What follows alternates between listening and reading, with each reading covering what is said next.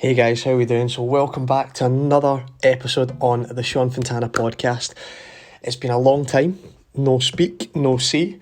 The reason for that is the gyms opened back up after lockdown and I was super busy. So I had lots of clients and I was just spreading myself a little bit too thin, and the podcast kind of took a little bit of a back seat.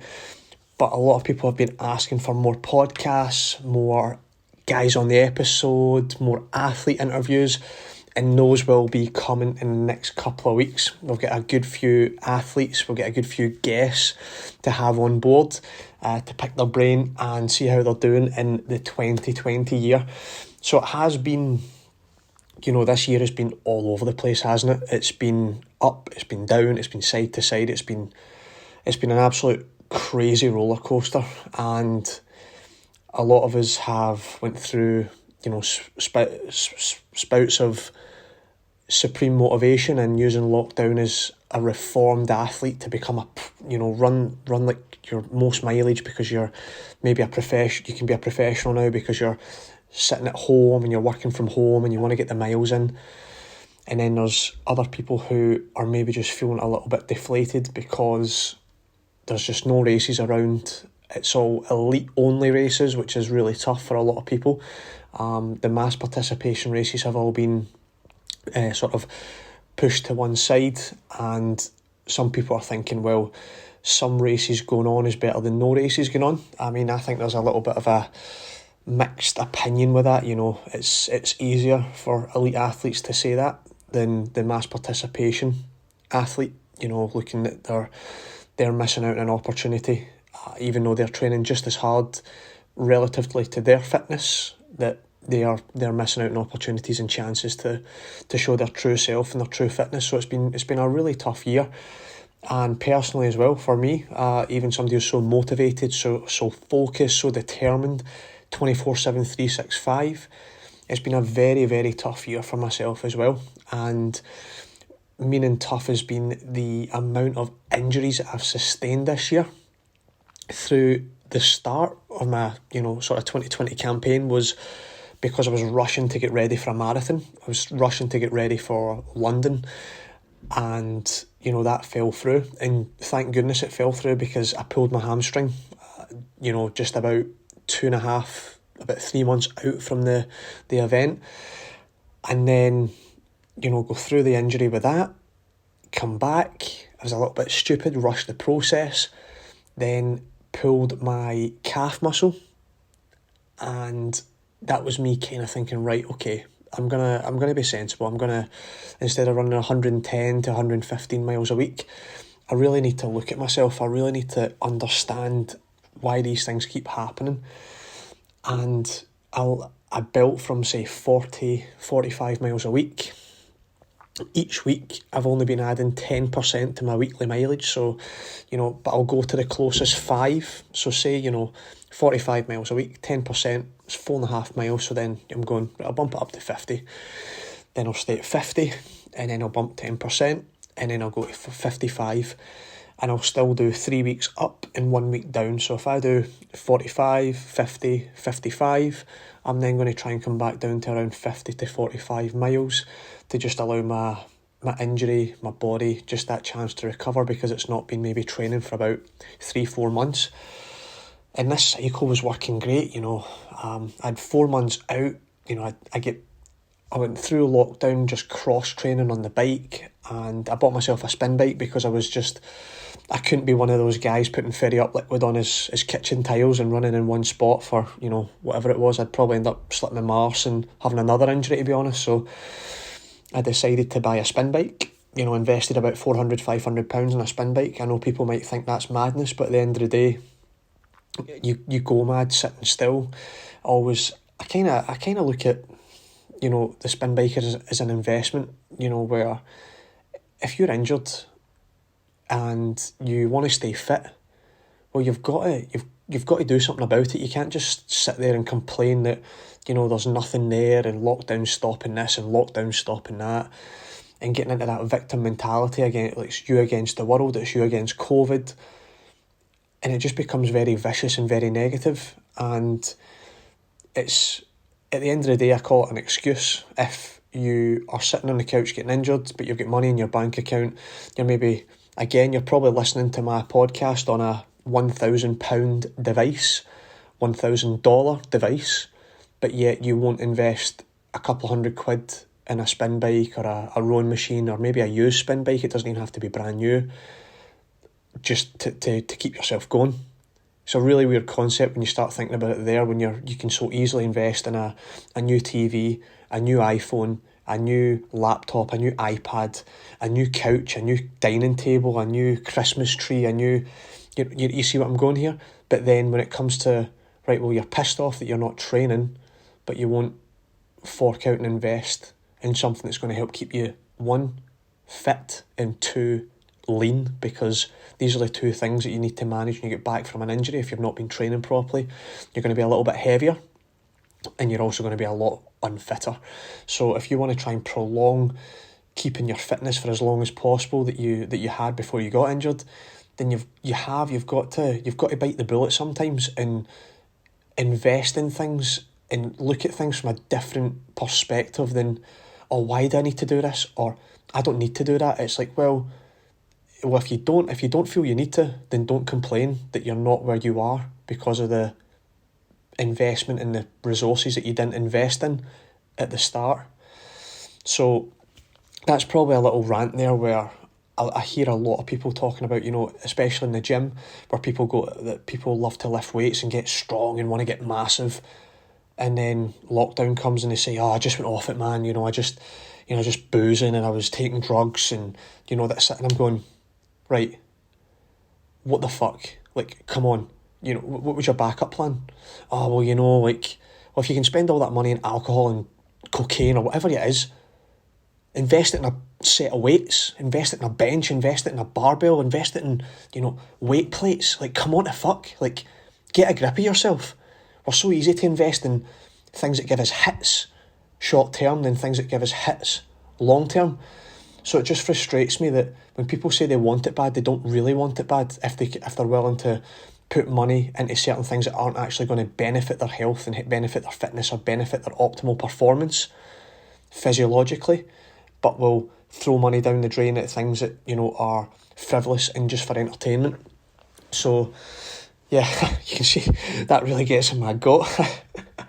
But yeah, it's all about, gaining perspective. What do you want? If you genuinely want to perform well in your sport, in your chosen discipline, something like, if you have a lower limb injury caused by impact through running, but you can get on a bike, you can get on a rowing machine, or you can get on a cross trainer. Some of those things are a little bit more expensive than others, to be honest, but it's actually going, do you know what? If during lockdown, during these tough times, maybe I could invest in something like that.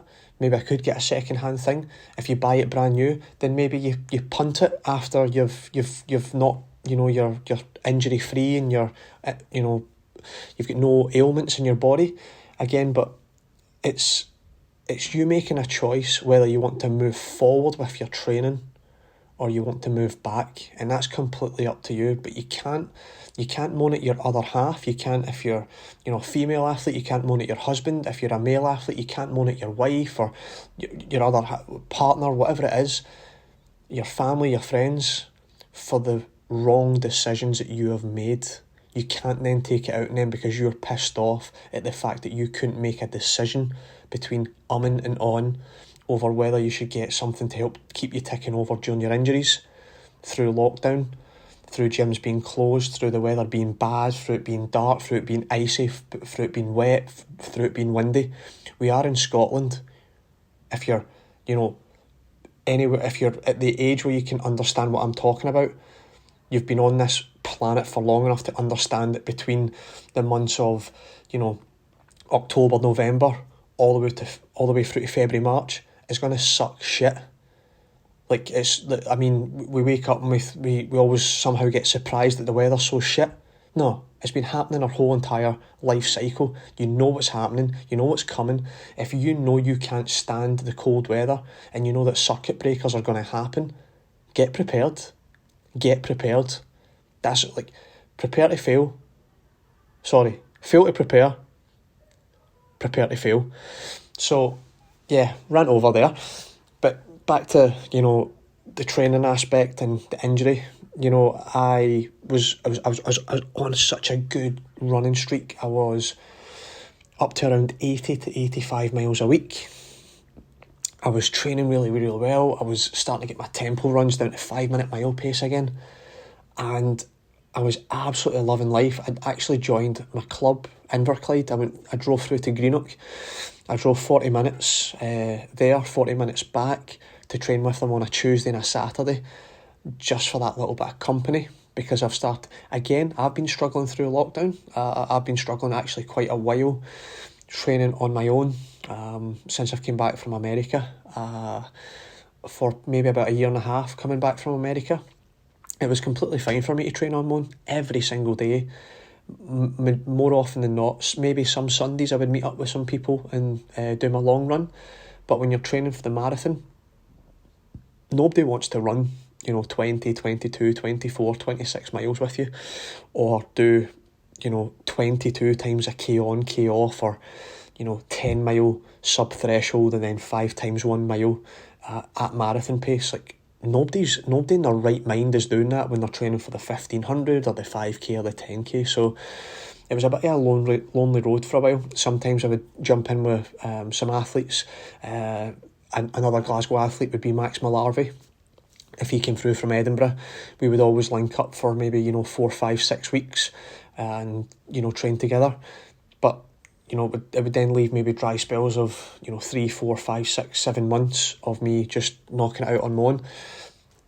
And sort of month by month, it was just getting a little bit harder, especially dealing with the injuries and dealing with the setbacks. Sometimes it's good to have some positive people and people that you aspire to be like, and run the times that they're running, to be around you and just tell you that everything's going to be all right. You just keep your head down, keep doing what you're doing, keep your cross training up, keep slowly building the mileage, keep your rehab going, and you'll be all good. But it was hard doing it on my own. And if there is anybody out there that is doing it on their own and that is finding it hard, like, don't worry, you're not the only one, mate, or gal. It does get hard. It's tough to do athletics, especially long distance running on your own, day by day, grinding it out, especially when the weather sometimes can be really sort of grim. So I feel your pain, I feel your frustration and your struggle. The way I would get round that is by reaching out to people. Like, communication works two ways. This is where you can get into a victim mentality as well, which I did for a little while, and I would get pissed off at the fact that I was training on my own, but also I was getting pissed off at the fact that people were training at different times than me, because I would, for personal training, I would work from, say 10 o'clock in the morning through to 8 p.m. at night. So I'm thinking, well, if people are unemployed or they're not working, then they could train in the morning with me. But that's me telling them to rearrange their whole schedule to come and train with me. And it could be the same as, when somebody finishes work at 5 or 6 and they're wanting somebody to train with them at 7, but the other person, finishes work at 4 and you're going to train at 5 and they don't want to hang around all night. It's trying to, again, get out of that victim mentality and trying to think that the whole world is against you and, this, that and the next thing. It's like, right, do you know what? This is my situation.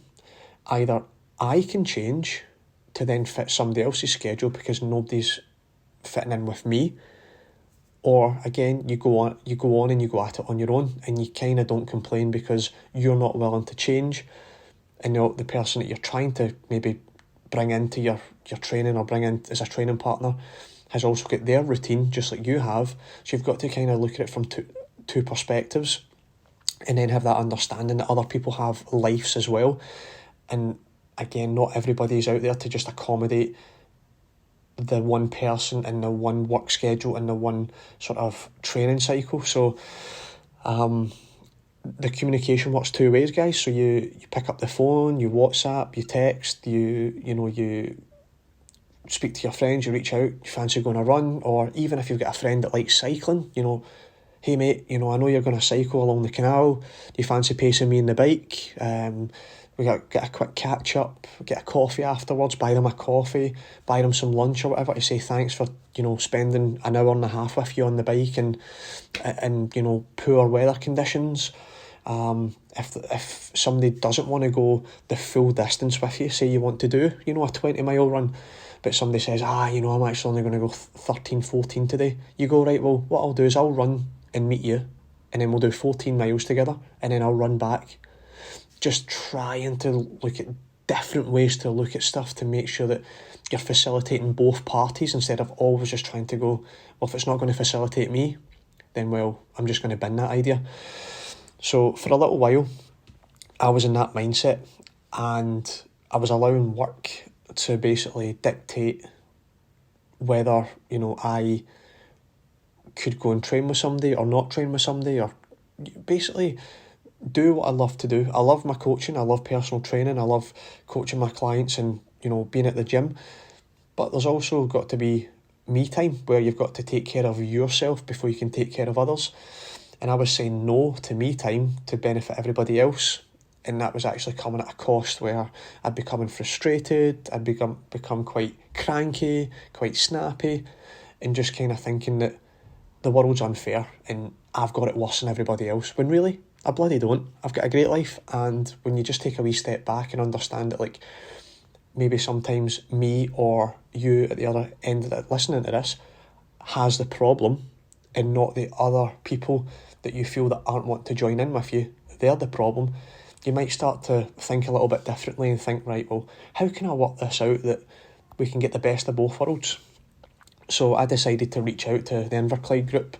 I've not really done club running since I moved down to London in 2012 in the winter of 2012. I moved down there, and before that, I've not trained with a club since maybe 2010, so probably going on 10 years, going on a decade, I've not trained with a club, because before that I trained with Craig Ruddy and a little bit with Derek Hawkins with Laurie Spence, and that was kind of like, Dell was Kilbarcan, Craig was Inverclyde, and I was Victoria Park. But before that was probably around the time where I trained with Vicky Park for a little while at Scotstoun Stadium, and that was really good. I do all my crazy stuff on my own, like high mileage and like long hard tempo runs and stuff, and then I go to the track and I train with the Vicky Park group.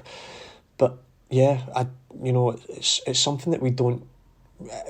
Because America, I think, has got all these track elite clubs.